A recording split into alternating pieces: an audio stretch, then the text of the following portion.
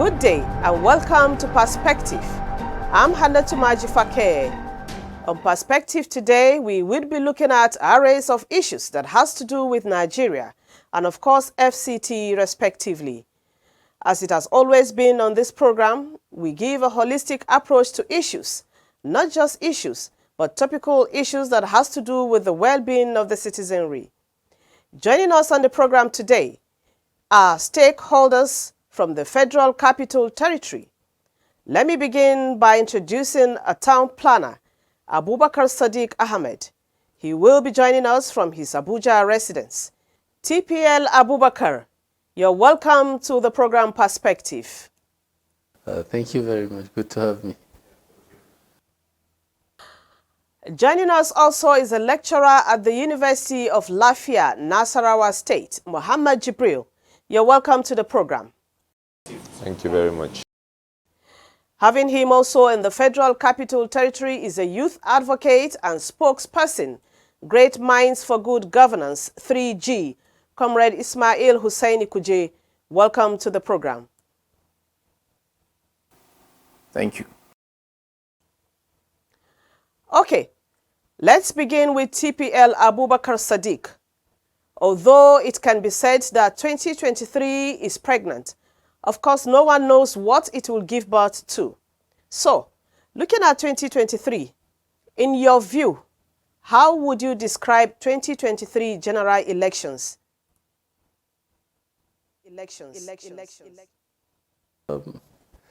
As it has always been the case, whenever it's an election year or going into a fortnight to an election year, it's always a dramatic year because that's a year everybody seems to bring back the sleeping political arena into activities, from the umpire, which is entirely responsible with the conducting of the elections, that is the INEC, which a lot of people care less or talk less about, focusing on the political parties, which are just actors in the political process. It's a whole year. Candidates have emerged from various political parties. Assertion dates, timetable have been given by the umpire to conduct and submit forward names of candidates, which was done. But the processes at which these candidates emerge, is it all good for the political and democratic process of every yearning nations that is aspiring to be at the top of political nations, to be a force to reckon with in times of fulfillment of political and democratic manifestos that a lot of candidates have come with? We saw how the process all starts, how it came with the opposition, with the government in place, with other political parties that have emerged as also subsidiaries from the existing two political parties that realize that they don't have a strength or forces to match up with the financial and the monetary aspect of the primaries that have moved away to also form a camp, which I have always said that the democratic processes in Nigeria from 1999 till date, whether the political parties are APC, PDP, or no matter what the nomenclatures are, it has always been rotating the old wine in a new bottle. You are here today, tomorrow you are there. Today you are here, tomorrow you are there. And it has confused the electorate or the populace who are not actually putting their senses or brain into the process that these people that today you are clamoring are in another political party were responsible for yesterday's problem, and now they have moved away just because of nomenclature, the same personality, and you are confused in knowing that the situations at which Nigeria is that has a motherly origin, which is where our problem as electorate lies. Thank you, TPL Abubakar Sadiq. Now to Muhammad Jibril. What is your perspective? How would you describe 2023? So 2023 is definitely going to be a very, very interesting and intriguing period for us as a nation, because there are so many dynamics that will end up determining who becomes the president. Even though we all agree that democracy is a game of number and majority will always have their way while minority will have their say, but that is not enough for us to use that number wrongly. The number should be used to the advantage of the development of the people of the Federal Republic of Nigeria. That is why 2023, we definitely need to enlighten our people. We definitely need to engage our people and make them understand that wherever we are today is a reflection of the choice we have made years to years. If we want development, we should make choices that will bring development. If we want development, we should be involved in the process that will bring development. And one thing democracy has given us, or one advantage democracy has given us, is that we must participate in the development of our country through choosing whoever we wish or want to be our president. So definitely, it is not a time for us to take the back seat. It's not a time for us to make our choice based on our affiliation, being it tribal, religious. Thank you, Mohammed Jibril, for your contribution. Comrade Ismail Hussaini Kuje, this question is for you. Now that party primaries are over, of course, various political parties across the country have selected their candidates.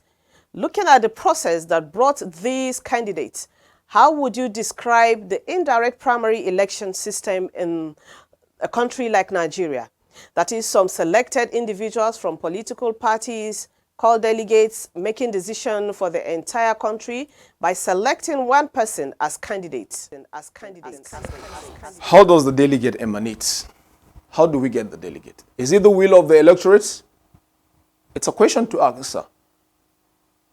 Is it the will of the delegate? Is it the will of the electorate? How do the delegates attain that position of the delegateship? That is a big question we need to answer. It's the politics of godfatherism, bringing who I want at the expenses or at the detriment of others. If it's in the states, the governor determines who becomes the delegates. Even if it's in the local government chairman determines who becomes the delegate. During the electionary process of the primaries, the delegates are being caged. They only listen to the candidates being proposed by their paymasters. On a candid opinion, in as much as direct primaries is consigned, I, Ismail, an advocate of a good governance, will advocate for a direct primaries, because this is where this is how the candidates will meet the electorate. And I believe if you have majority of the electorate or card-carrying members of the party supporting you in the primaries, I believe it will translate into the general election. Even though it might be capital intensive, but I believe that is the way to go. But another way, the Electoral Act, being assented to by the president, has given multiple choices in determining who becomes the flag bearer. The consensus is there, the direct primaries is there, the indirect, which is the delegate primary. But I will tell you, the major problem we have in this country resulted from the primaries, which the delegates sold our conscience to the highest bidder. So in my candid opinion, I wouldn't support, I would have preferred a direct primaries. Thank you, Comrade Ismail, for your contribution. TPL Abubakar, how would you describe the indirect primaries and how effective do you think it is in Nigeria?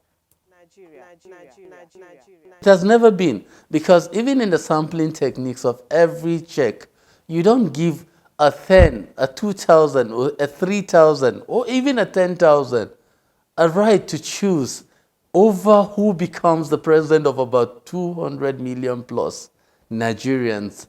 It doesn't work that way. at the preferred positions or solutions or ways to select candidates. With both parties, it has always been, it's either you do the auction one, which is the indirect or direct primaries. There is one, the true test of popularity in every of democratic way. It's either going by the one that the popular demand, which the whole person, anybody that has the candidature or the party membership of a party can determine. And the party membership is something that was open to all.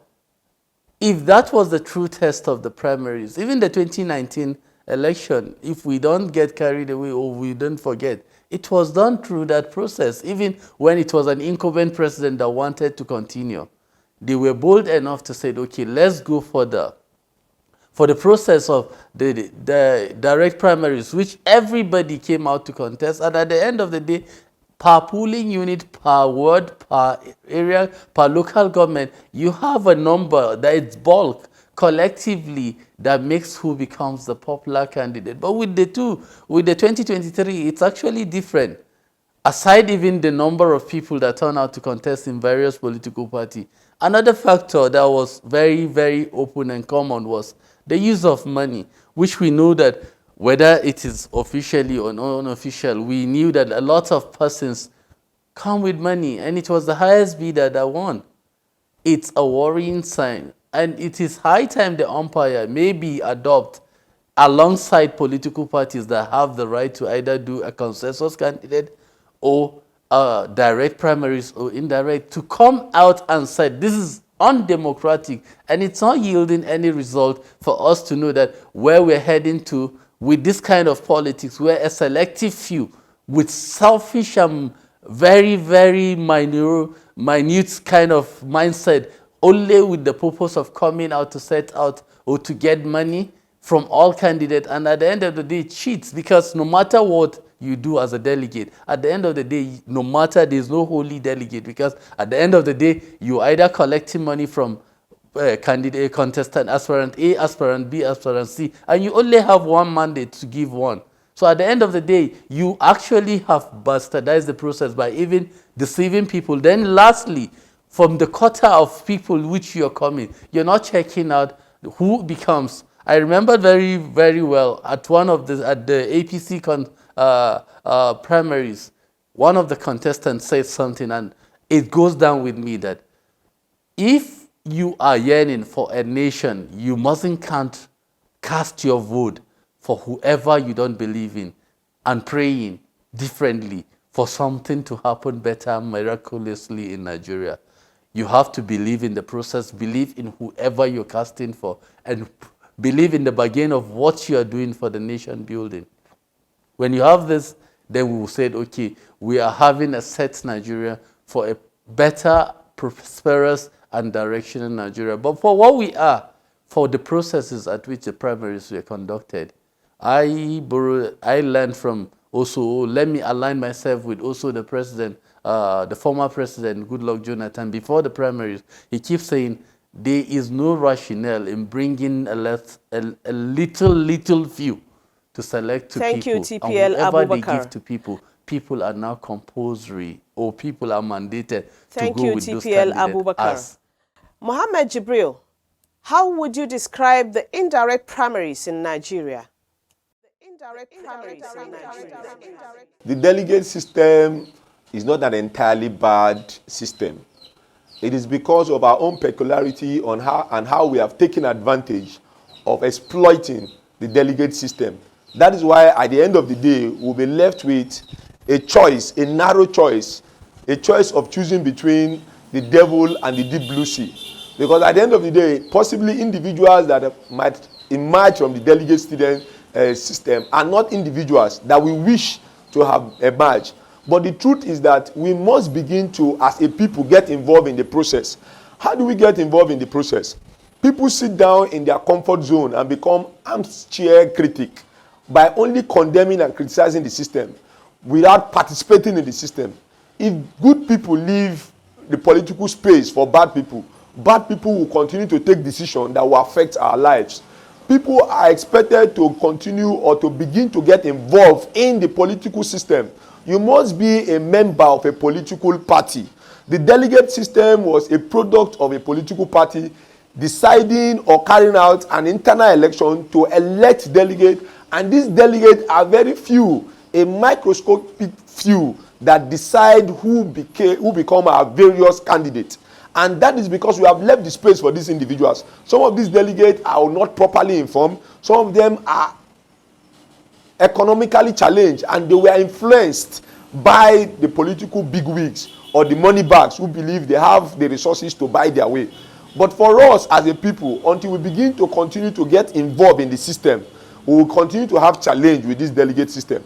Ordinarily, as an individual, I would have preferred the direct primary approach to deciding our candidate, where majority of the party members will decide who becomes the candidate. But most political parties are themselves not prepared for the delegate system, for the direct primary system that open the space for members of the majority of the members of the political parties to participate in the process. For you to carry out adequate direct primaries, you must have a database as a political party where you have your registered members and their database, so that you'll be able to adequately identify those who are members of your party, and it is only those people that will be allowed to vote. But because of the kind of defective political party system we have, where our political parties deliberately refuse to have a database to take care of this, we have to only resort to the delegate system. And the 2022 amendment of the Constitution, Electoral Act, allowed for what you call ad hoc delegate. And these ad hoc delegates are 3 in each of the local government. These are the few numbers that determine who became our candidate. And for that, we are left with no choice than to